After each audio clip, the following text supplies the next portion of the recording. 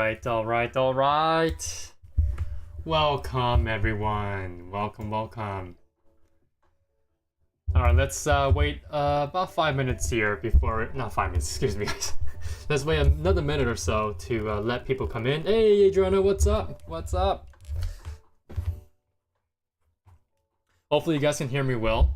I've adjusted my mic just to make sure it's really on the perfect spot. So hopefully you guys can hear me a lot better, a lot more clear, a lot more crisp. All right. Hey, Adriana, how are you? Welcome. Hopefully you've been doing well. The market's been a little bit tricky, but hey, things are looking good. Things are looking up.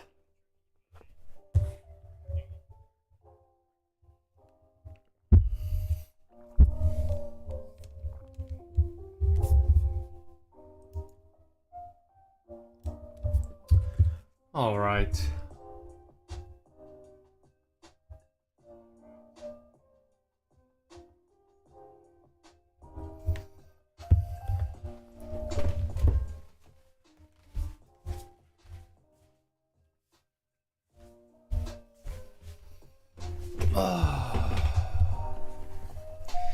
Nice, I'm glad to hear that you're doing well. I'm doing great too. Market's been a roller coaster. Yeah, I mean, it was a little bit stressful the past couple of trading days. But hey, there's a lot of setups that I'm looking at, and we're able to get in some today, and I want to talk about that later on in the live. So stick around and find out what that is, because I've talked about these two tickers in the past as well. I believe like maybe even 2 weeks ago. So, all right, let's begin, guys. Let's begin. So, as usual, let's start off with the market. So, SPY Futures has definitely done exactly what I was kind of anticipating at this point. Remember on Tuesday, on the live on Tuesday, I talked about the fact that we will be seeing this potential bullish pennant forming on the daily. And why did I think this? Well, number one, a bull flag or bullish pennant. And if anyone's confused about that, by the way, a bull flag is the general chart pattern, and bullish pennant, right? The quote-unquote pennant is a little bit more specific version of the bull flag. I mean, you don't really need to know what the word pennant is. Just know that it's a bull flag, right? I mean, we can go down to the specifics. We can argue here and there what's important, what's not important, but generally it's a bull flag, right? It's a textbook bull flag. So the reason why, again, that I've kind of anticipated a probability of the price to form a bull flag is that, number one, we've had this impulsive run up since last Thursday, right? And this is our flagpole. That impulsive run up is our flagpole. And usually after an impulsive run up, what do we get? A slight pullback and sideways price action to give us a nice bull flag. And why a bull flag? Because it's the most prevalent chart patterns out there. It's the most recognizable as well, and the most playable and tradable chart patterns out there. And hence the reasons why we tend to see bull flags being very, very prevalent across the market. Or you guys can even see that on FX markets, right? Foreign exchange markets too. So this bull flag completed itself rather quickly today, since today on this candlestick we decided to break out, and we actually saw a lot of FOMO buying coming in, especially all the stragglers that the market kind of left in the dust during this impulsive move up. They came back in today, and we were able to see that continuous run up into highs as we saw underlying healthy sector rotation, right? And when we saw the sector rotation going in, I mean, we knew that we need to be looking at specific stocks that were holding up very, very well. And that's exactly what we did. The private members and the CFO Swinger Watch newsletter readers did today. We actually got some very nice looking positions. We're up over 20% on some of them. Very, very good entries. And we're also involved with the groups that are currently leading, as we're seeing that healthy sector rotation. Okay, so obviously I can't talk about it here, but if you guys want to join, make sure you guys DM me at ChartsFocus1 so that you guys can have a nice surprise waiting for you. All right, so again, the SPY futures here, it's not moving much, right? And I wouldn't be surprised if we tag 5 to, I would say around 5260. That's exactly where we saw the initial kind of selling coming in, where we won't, well, we weren't able to really hold around 5260. I mean, obviously we have very large moves to the downside on each of these daily candlesticks that I'm pointing at with my mouse cursor. But you know, we've had some pretty good wicks over 5260. But what was more significant is that we've seen these large pushes lower when we broke below 5260. So I wouldn't be surprised if we try to overnight try to move up to 5260 and maybe even into tomorrow morning, early market. Well, before market open, or even at market open, we can see a drive higher into 5260, and then we can see a subsequent rejection, an immediate rejection back to the downside.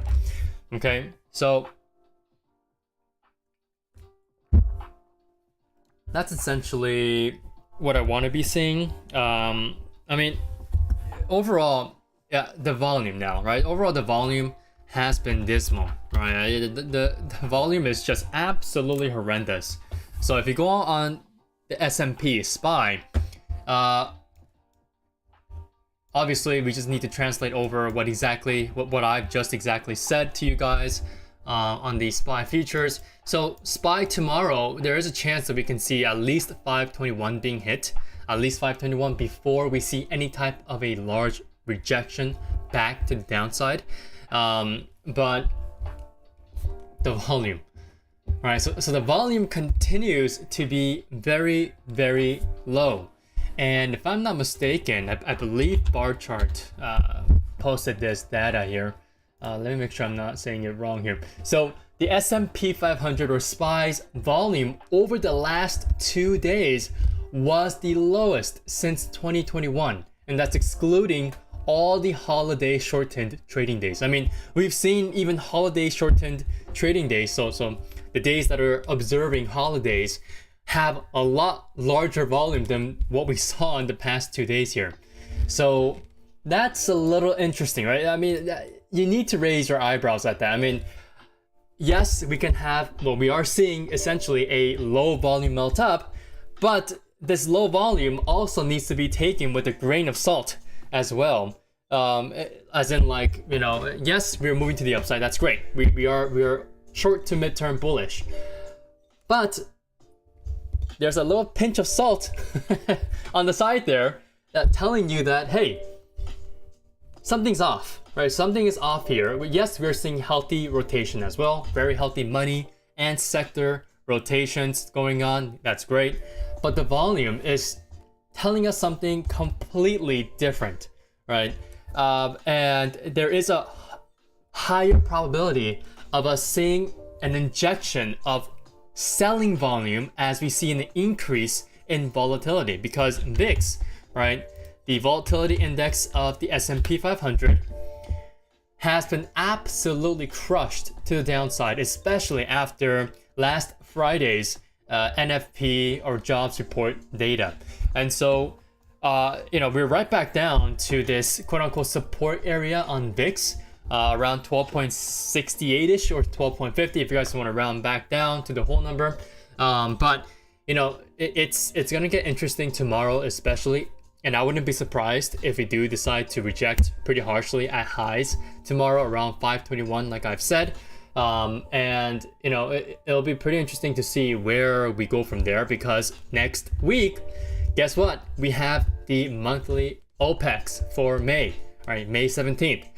So I believe we also have CPI numbers as well, right? The inflationary numbers. And so if inflation is high yet again, then the market will react bearishly. Why?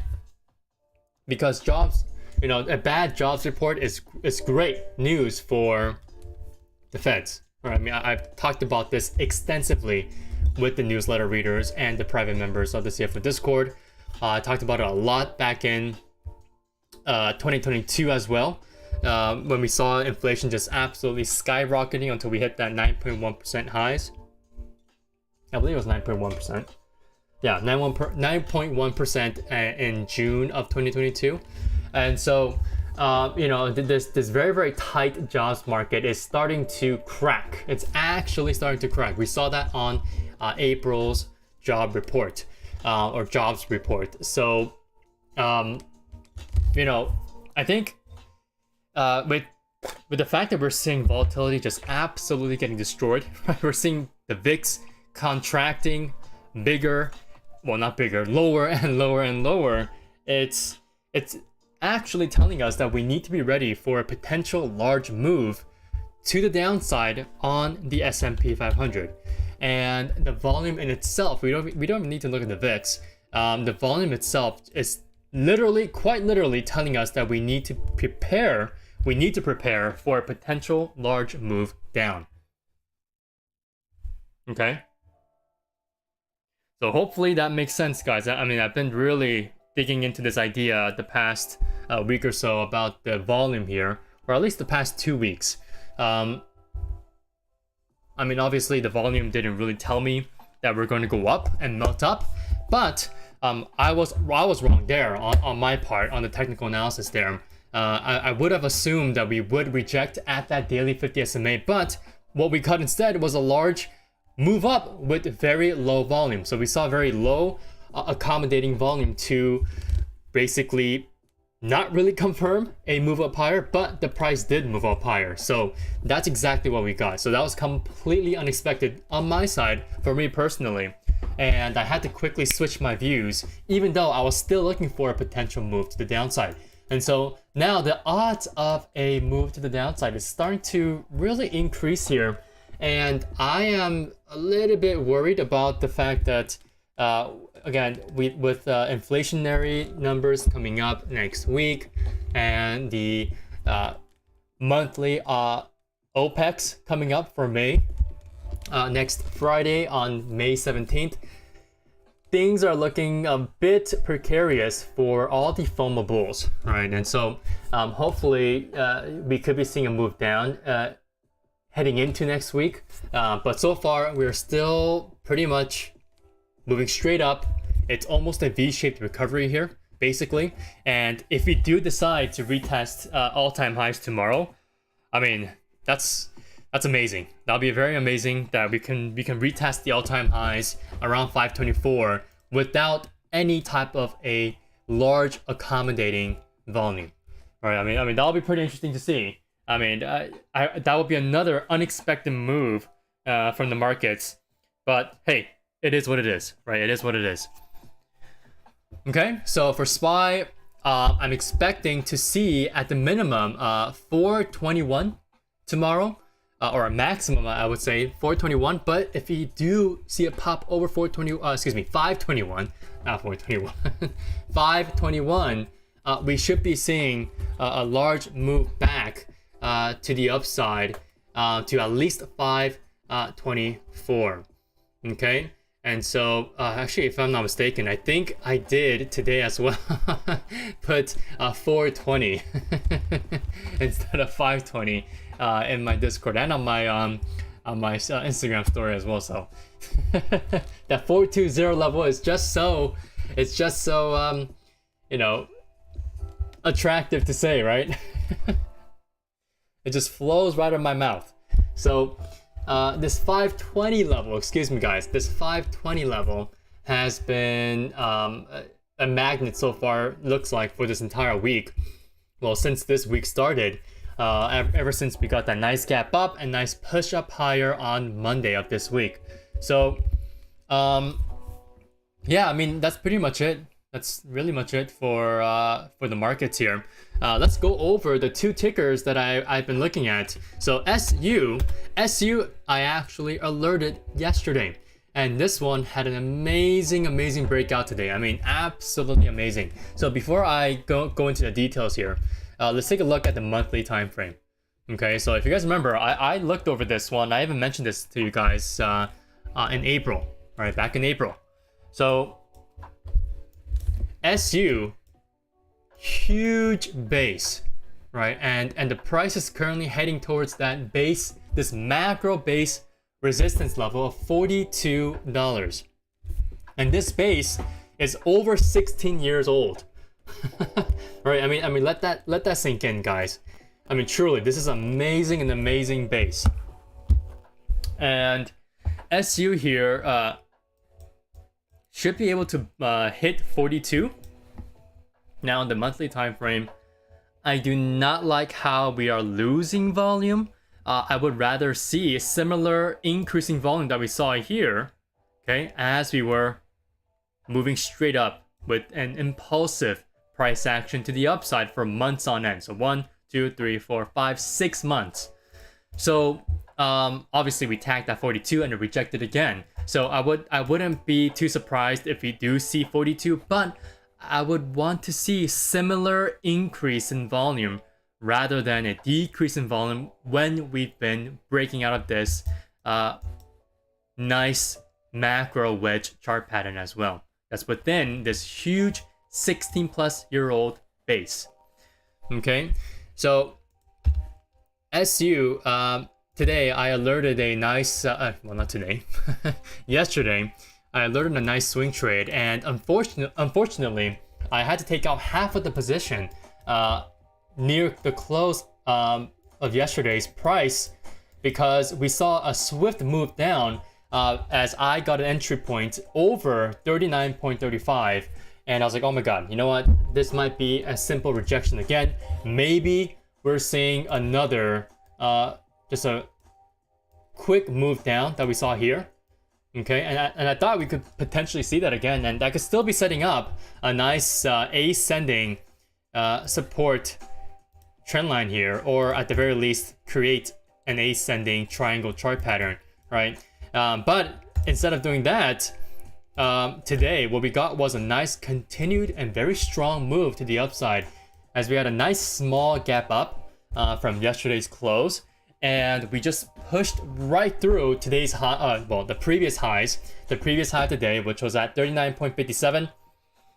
And we were able to bust through this $40 whole number level that I've been watching for, excuse me. So, so far, this one is sitting very, very pretty. I mean, obviously it sucks that I only have half position left on this one. But again, I did not want to be just absolutely flushed, especially if today we saw the complete opposite occurring, and we actually saw that quick flush down that we saw here in the past 2 times here, all right, in the previous 2 times. So, you know, SU, nice percentage return so far at the end of the day, over 30%. I think it hit almost 40% today on SU. So very good swing trade. And I really, really hope you guys are looking at this one as well with me. Okay, and if you guys got in, congrats. Okay, and last but not least, EOG. So SU and EOG, we were both looking at this, right? All of us were looking at this. I mentioned this multiple times in April, in the month of April. And EOG, the time is finally coming up.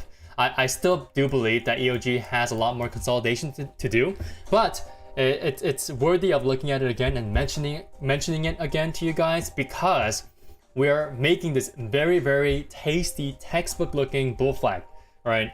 So we've been consolidating by moving down. So this is a descending type of consolidation instead of just moving sideways, right? So from left to right.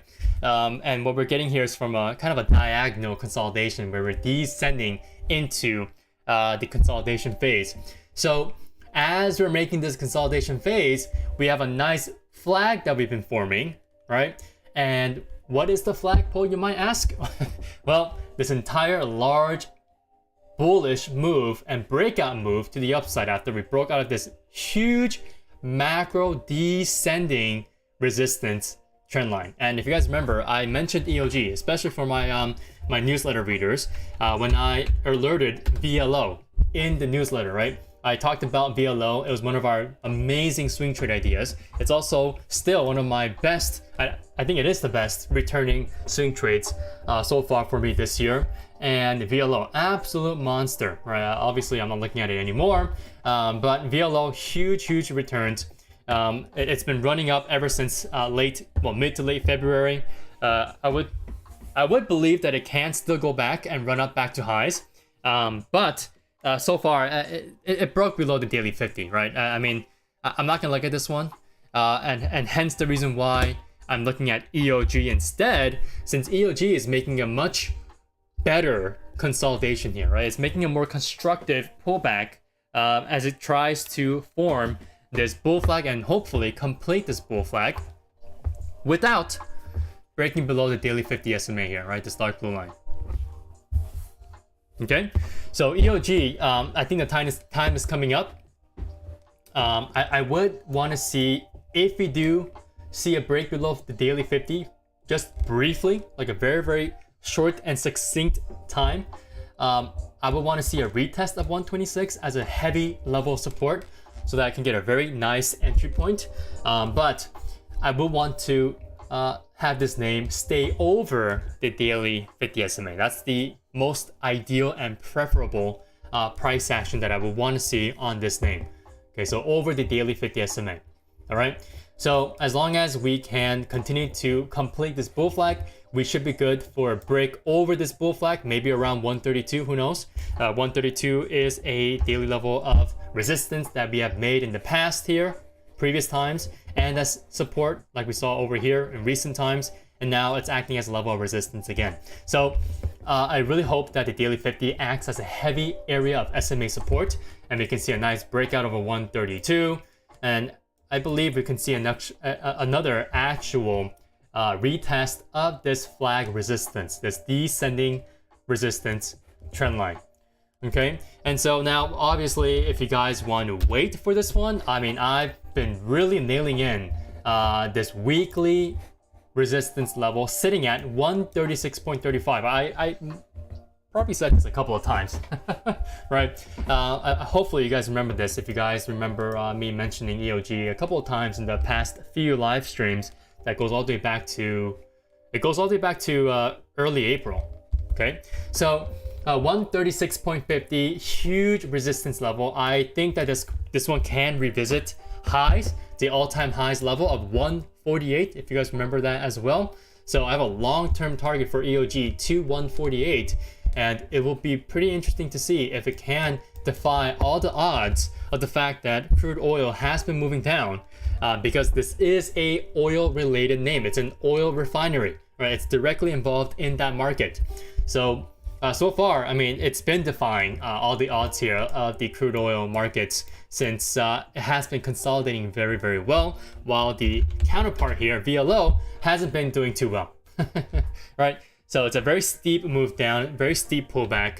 I do not want to see this happening on EOG. So ideally, again, I will want to see this name continuously holding over 126 and obviously not breaking below the daily 50 SMA that I've just shown you guys, and also staying over the weekly 10 SMA. So this is the first retest. Well, this week is the second retest now, but this is our initial retest of the weekly 10 SMA after we saw that immense breakout from late February to early March and all the way up into early April. Okay, so this one, huge opportunity coming up in EOG. If we do see that hold over all of those major support levels and SMA support areas that I've just told you guys on the weekly and daily, and also if it's able to complete this massive bull flag that it's making on the weekly and on the daily time frames. Okay, and I want to do a little bonus one here. So I also mentioned SO. So I mentioned SO to my CFO Swinger Watch newsletter readers and to my private CFO Discord members.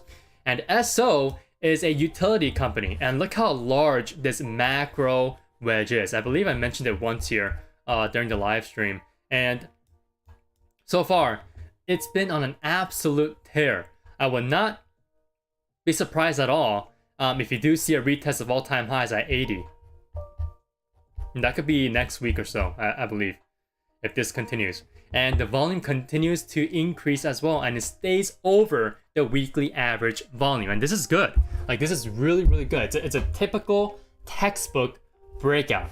And so for SO here, I mean, this could be a potential easy swing trade all the way up into 80, but obviously that's going to be a little bit late now at this point in time because the actual entry point was over 72.77, or again, if you guys want to round up to the whole number level as we usually do, over $73 was the actual perfect entry point for SO. Okay, so this is the utilities company. And XLU itself, the entire sector has been so strong. All right, now I'm going to end it off with this now. It's a good segue here. I'm glad I decided to do this little bonus ticker. So XLU has been on a rager. And whenever we see XLU moving in such a bullish manner, that also raises my eyebrows. I mentioned this 2 weeks ago as well to my members. And, with the fact that we're seeing low volume on the markets, we're seeing decreasing volume whenever we see a nice bounce or move to the upside, it's just a little bit suspicious. Very, very sus, right? Very sus. And this XLU has been raging to the upside, and that does not happen if the markets are preparing for a defensive perspective in the near-term future. And so with XLU, which is a very not sexy sector and not very talked about sector, just quietly breaking up and up and up and up, it's kind of worrying here because, again, why is utilities going up when there are plenty of other sectors that have been previous leaders, like for example tech leaders. And actually some tech leaders and a lot of other like mega cap leaders are lagging the markets, right? They're lagging the markets. And so whenever we're seeing this utility sector moving straight up like this, it's something that you guys have to be cautious about. You guys have to be cautious, like really, really cautious, because whenever you see, again, these boring sectors just rallying to the upside very quietly without much attention coming from the entire retail crowd, the market is preparing for something, right? The market is preparing for something. The volatility is down, the volume is down, but the market continues to trudge up higher. Something is up, okay? So I would say that this is a danger signal for any of the short-term FOMO buyers that are trying to get in now. I would say with the slew of catalysts coming out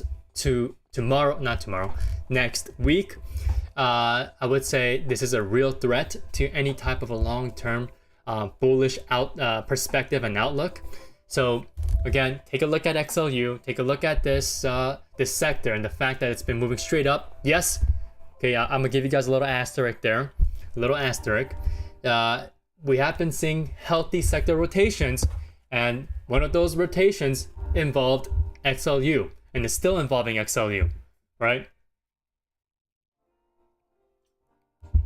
So, this is, again, healthy rotation, but it's something to be very, very much worried about as the entire markets continue to show very, very low volume. Okay. All right. Alrighty, so that's kind of it.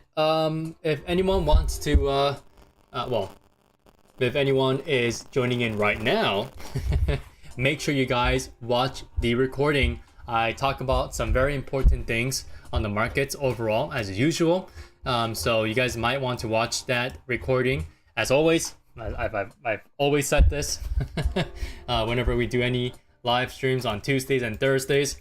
But yeah, I just want to remind you guys to watch the recording as always, and always make sure that you guys are watching the other videos that I have up on my channel, on this Charts Focus 1 channel.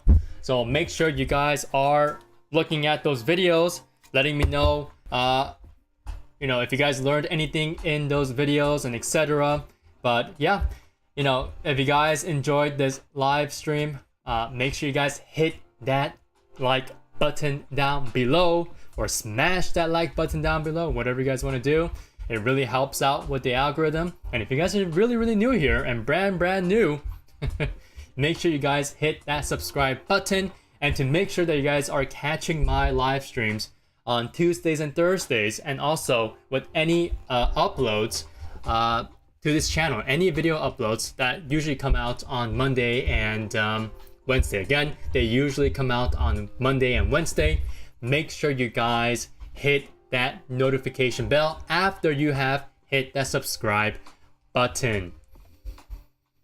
All right, so I'll see you guys on Tuesday next week at 8:15 p.m. Pacific Standard Time or 11:15 p.m. Eastern Standard Time. Thank you so much for watching and good luck tomorrow.